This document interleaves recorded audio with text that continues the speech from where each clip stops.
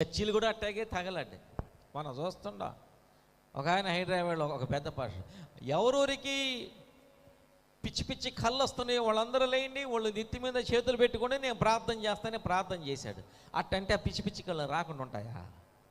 వస్తాయి. అట్టంటే రాకుండా ఉంటాయా? అది కాదు వాళ్ళకి కావాల్సింది, శాస్త్రమైన విడుదల. అధిక పనిపాటుల వలన స్వప్నాలు కలుగుతాయి అని బైబిల్లో ఉంది. నువ్వు దెయ్యం సినిమా చూసావనుకో, నీకేం వస్తాయి? దెయ్యం కళ్ళు వస్తాయి.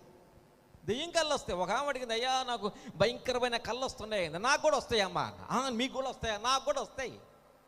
వాటి వల్ల ఏమీ నష్టం ఏమీ లేదు, వస్తాయి. అవి జరగవు. ఏదో జరగదే అనుకోబాక, అవి జరగవు. మనం ఆలోచించే ఆలోచనలకి ఎమోషన్లకి పిచ్చి పిచ్చి కళ్ళు భయంకరమైన కళ్ళు వస్తాయి, కానీ ఆ వచ్చినట్టుగా జరగవు. దానికి నువ్వు భయపడబాక, నాకు కూడా వస్తాయి అన్న రిలీఫ్. ఆ సత్యాన్ని వాళ్ళకి నేర్పించిన